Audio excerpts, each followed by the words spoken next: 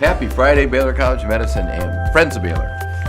So, of course, my sister asked me what's going to happen, in the holidays, so I might mention that, or we'll talk about it next week maybe. But what's going on right now is Europe is going up. And as you can see from the map, the heat map, Europe is the one place that's sort of on fire. And again, as I mentioned last week, the East Coast tends to follow Europe by a month, and the rest of the country tends to follow the Northeast by a few weeks. So, what's going on in the U.S.? Well, cases continue to fall, about 20%, and we're down just under 40,000 cases per day.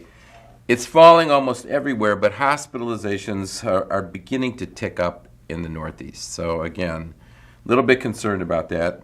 Nationally, the numbers are falling, but in the region of the Northeast, they're going up. And the number of deaths per day is remarkably, persistently been at 400. That hasn't changed in a while. And test positivity, while it has come down, is beginning to go back up again. So if you look at case number, there's really sort of two hot spots, the Northeast, and I don't know what they're doing in Kentucky, but they ought to stop doing it because they're really a hot spot. Texas is looking good. For the first time, Harris County and Dimmitt County, they're sort of new lows, unchanged, both very low, no low risk. So I feel perfectly comfortable out in the community, maskless, just pretending life is normal. In the Texas Medical Center, our case test rate is actually down. Test number is down at one of the lowest it's been in a long time. 3% of the cases are testing positive. But hospitalizations have sort of stopped, going down. It was low last week at 78, and it's 89 this week. Wastewater data continues to be very positive, continues to fall, which is great news.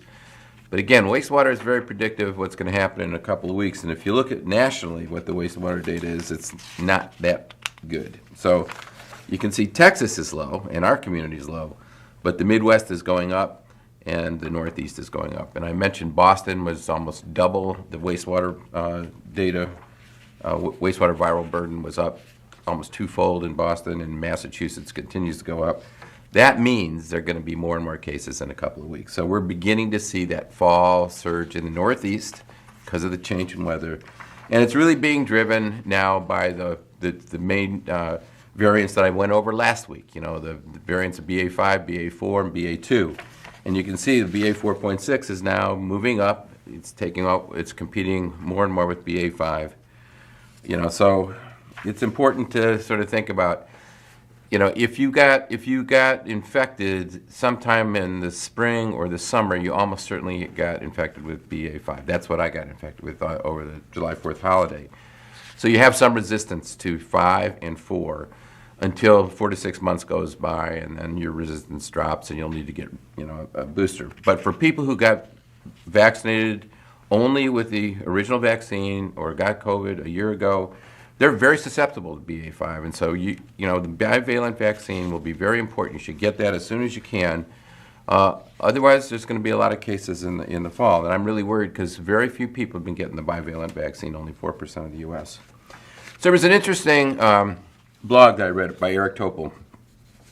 He compared what happened in Japan and what happened to the U.S. And I thought it'd be interesting to look at it because the number one risk factor for COVID mortality has been age, and yet Japan is a much older population than the United States, with 25% of the population over the age of 65, whereas the United States, the proportion is a lot lower, at only 15%. And yet their cumulative death per capita has been much, much, much lower. So here's a great example. This is the cumulative deaths in U.S. and Japan. And there were 45,000 deaths in Japan and over 1 million of them in the United States. And that translates to 1 in about 2,700 people in Japan compared to 1 in 315 people who died of COVID in the U.S. So much different demographic. And as I mentioned, the difference in age is quite striking, with 25% of the population over 65 above this line in Japan and only 15% in the U.S. So you would think mortality would be lower in our country. So what accounts for that? And so Eric Topol pointed out masks were distributed early. We were sort of slow to do that. Obviously, the Japanese are more accustomed to wearing masks, so it wasn't such a big deal for them. They started a national campaign that was called the 3 Cs. avoid crowded spaces with poor ventilation, so focus on ventilation, avoid crowded places, and not just spaces, but crowded places with a lot of people, and avoid close contacts. So they were very strong with their messaging early on and very consistent. And so they actually did very well early on before the vaccines were available. And then when vaccines were available, they rapidly achieved, so you can see the curve for Japanese vaccination number versus the US. They got 83% of their population vaccinated within months. And if you look at the number for boosters, 95% of the population is vaccinated in Japan, whereas only 40% for the first round of boosters in the U.S. Does that make a difference? Well, a huge difference. So here's what the hospitalization status in the United States. Green is the unvaccinated line, blue is the vaccinated line. So we've said this many times, vaccinations are very effective at preventing hospitalizations. And then if you look at mortality, this is the unvaccinated group per 100,000 versus vaccinated once, twice, or boosted. Difference is remarkable. And then if you look at excess mortality, which is kind of the best way to look at the impact of the vaccine, because not every death is attributed to the virus, but if you look at excess mortality, we know how many mortality there is in most years. We can look at excess mortality. You look at U.S., huge amount versus Japan. And that difference is really remarkable. The difference is 350 deaths per 100,000 excess in the United States versus 45 in Japan. So what did they do better? Well, according to Eric Topol's interpretation was masks were adopted more consistently and earlier on. There was very consistent communication. We had mixed communication, I think, not as good. There was attention early on to air quality and air ventilation, and there was rapid and massive adoption of vaccinations and boosters. We did not do that, and as a result, we didn't do as well. I would add one thing that Dr. Topol did not talk about, which is they were also a little bit lucky. So by delaying, what you try to do with masks and all these public health measures is to push off being exposed to the virus until you get vaccinated. That's the concept. If you push it off and don't get vaccinated, you're just as susceptible later. But the luck came with the evolution of the virus, because Omicron evolution we have thought is probably less virulent than the original viruses. More infectious, but not as damaging to the body. And there's some pretty good evidence for that. If you look at the number, the newly confirmed cases, you can see the big surge in Alpha, Delta, Omicron in the U.S. Japan did not have that Alpha and Delta, and they pushed it off pretty far. But the problem was when they did have the Tokyo Olympics, remember that was a little spike, we talked about that. Shortly after that, Prime Minister Suga resigned because of his handling of it. But because the economy wasn't doing well, they opened up the economy, they reduced the restrictions on quarantine, and then they had this big surge. But everyone's applauding the Prime Minister for having done that. But he's lucky because in the Omicron era, with the population also vaccinated, so pretty resistant, they didn't have a lot of mortality related to that surge. So what can we learn from that? What can we do better? Well, we got to get the population over 65 boosted. I mean, one of the problems is we've not adopted the bivalent booster fast enough, and over the age of 65, people are susceptible. Paxlovid, very effective, is only being given to about 25% of the people who are eligible over the age of 50. So we haven't had widespread adoption of Paxlovid.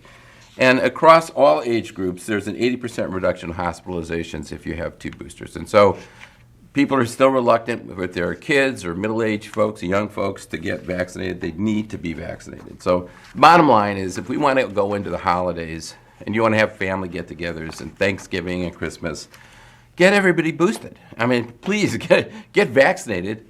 And then if you haven't been, if you've been vaccinated, get your booster, get your bivalent booster. And don't forget, it's going to be a tough flu season, so get your flu vaccine as well. So every now and then I like to talk about great things at Baylor College of Medicine. One of the coolest things we have is a center that does really outstanding imaging. And this is one of the great images that came out of our center. This is a mouse eye that has been treated. The vessels are identified by lectin labeling. And then there's a process called Easy Clear where they're able to dissolve the tissue, and it's really remarkable detail of a mouse eye. And this is the kind of thing that our center does. And if you ever have a chance, it's 3D and very cool. Go watch the YouTube. It's fascinating.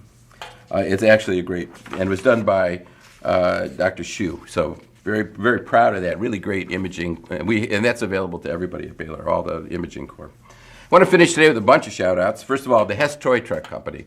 We have been partnering with them for 7 years. They create these fantastic trucks. You know, I collected them as a kid through the Hess Oil Company. It used to be at gas stations only. Now they make them and send them to kids. We have partnered with them to create a STEM curriculum with our middle school teachers and our elementary school teachers.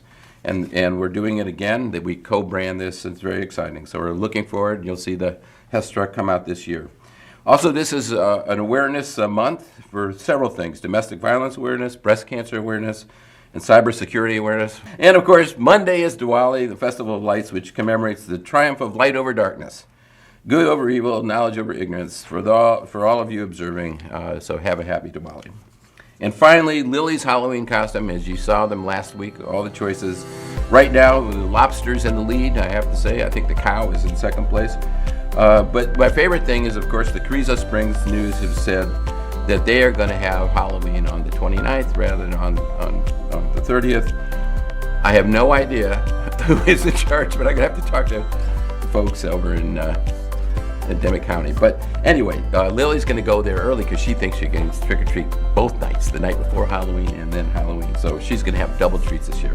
Anyway, have yourself a great weekend, and I can't wait to see you next week.